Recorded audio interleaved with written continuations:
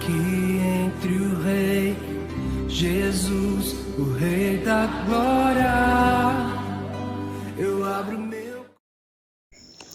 O profeta Elias foi um dos homens mais conhecidos da Bíblia, citado tanto no Antigo Testamento como no Novo.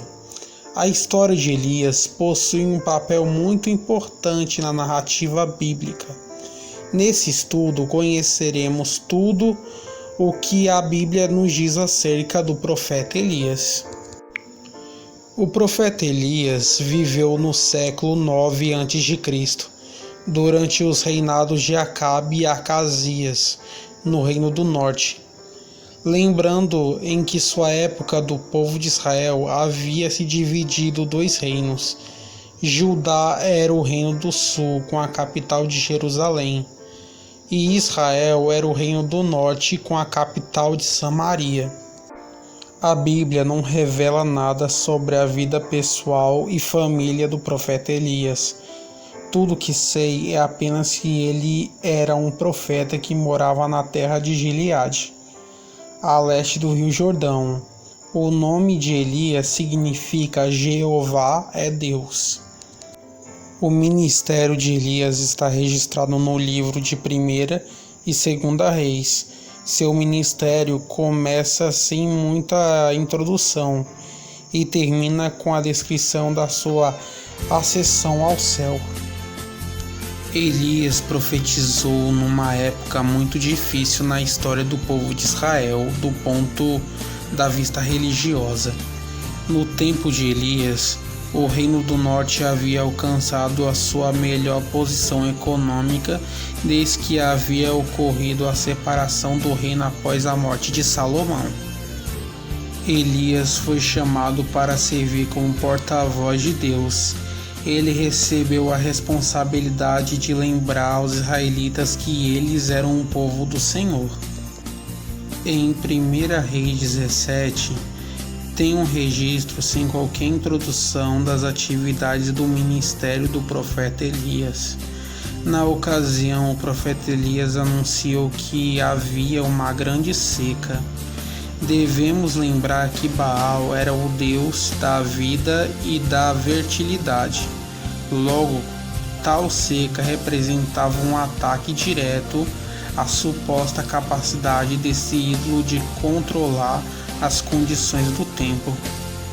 Após essa profecia, Elias recebeu recomendações divinas para que se retirasse para o Oriente, escondendo-se junto ao ribeiro de Querite. Esse lugar, Elias foi sustentado milagrosamente com água vinda do ribeiro, e o pão e a carne eram trazidos por corvos. Após o ribeiro secar por conta da seca, Elias foi introduzido aí até Serepta, que é em Sidom. Lá ele seria sustentado por uma viúva. No primeiro instante, imagina-se que a viúva que sustentaria o profeta seria uma mulher de posse. Entretanto, a sequência do texto bíblico nos revela que a situação precária em que aquela mulher vivia. De forma milagrosa e providencial, Deus multiplicou a reserva da farinha e azeite da viúva até que a chuva voltasse a cair na terra.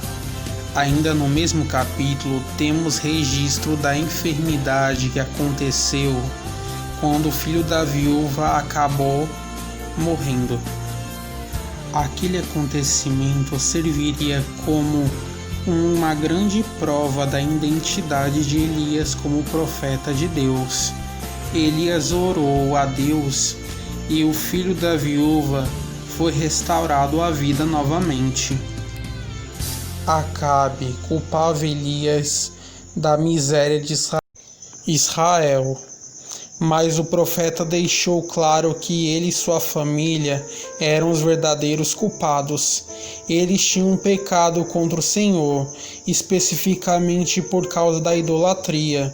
Então o profeta Elias convocou toda Israel para comparecer ao Monte Carmelo. Naquele lugar, ele confrontaria com os profetas de Baal, sustentados por Jezabel. Os 450 profetas de Baal e 400 profetas de Aserá foram ao monte. Ali 2 sacrifícios seriam apresentados, um pelos pagãos e o outro pelo profeta do Senhor. Ninguém poderia queimar o sacrifício depois do fogo deveria surgir de forma sobrenatural. O verdadeiro Deus seria aquele que queimasse o sacrifício. Os profetas de Baal fizeram tudo o que puderam, mas nada aconteceu.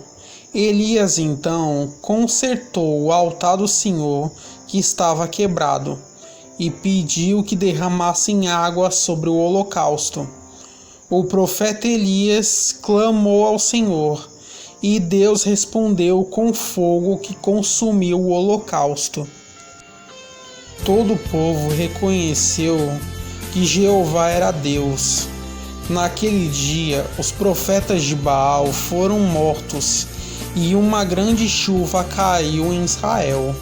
Havia chegado o fim do período da seca conforme Elias havia anunciado. Após ser ameaçado por Jezabel, Elias fugiu em direção ao sul. Esse foi um momento de profundo desânimo da sua vida de profeta. Inclusive, ele chegou a desejar a morte. Entretanto, ele foi divinamente alimentado com pão e água, instruído a seguir em direção ao Horebe, o monte de Deus. A caminhada durou 40 dias e 40 noites, e o profeta foi sustentado apenas pela refeição que havia comido. Em 1 Reis, no capítulo 21, encontramos mais um grande confronto entre o profeta Elias e a família real. Jezabel havia planejado a execução de Nabote, que não queria abrir mão da sua vinha em favor de Acabe. Além disso, ele havia ignorado o direito à herança da terra que era garantido na nação de Israel. O profeta Elias anunciou o juízo divino sobre Acabe e Jezabel, dando detalhes sobre as suas mortes e avisando que a sua casa seria destruída. Como Acabe se arrependeu, o Senhor adiou por uma geração a destruição de sua dinastia.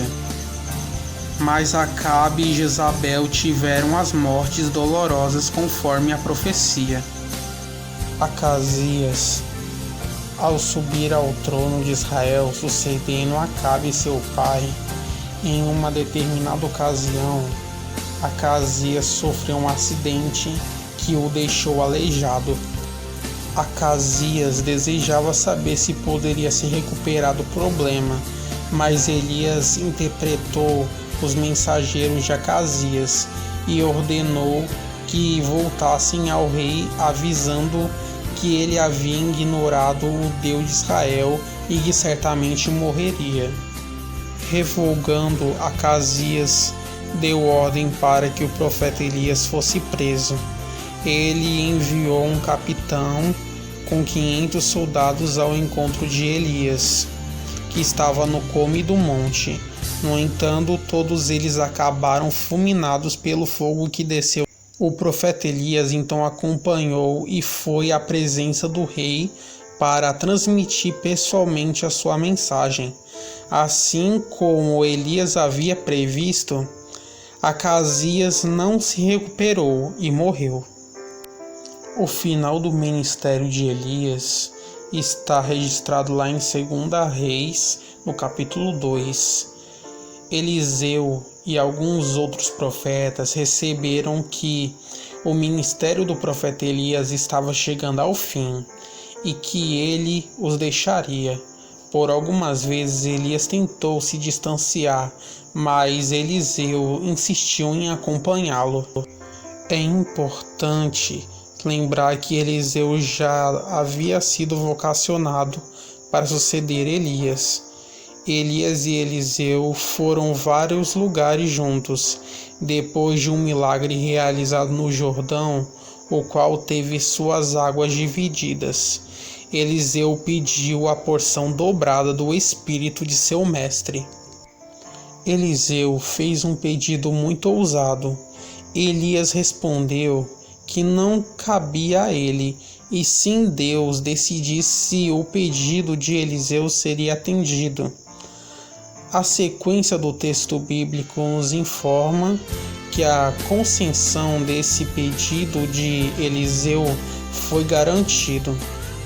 Eliseu viu Elias assentado ao céu em um redemoinho escourado num carro de fogo com cavalos de fogo. E assim acaba a história do profeta Elias, que ele foi um dos 2 homens que não chegaram a morrer na Bíblia, mas sim foram arrebatados pelo Senhor, como ele e Enoque. Você acabou de ouvir a história do profeta Elias.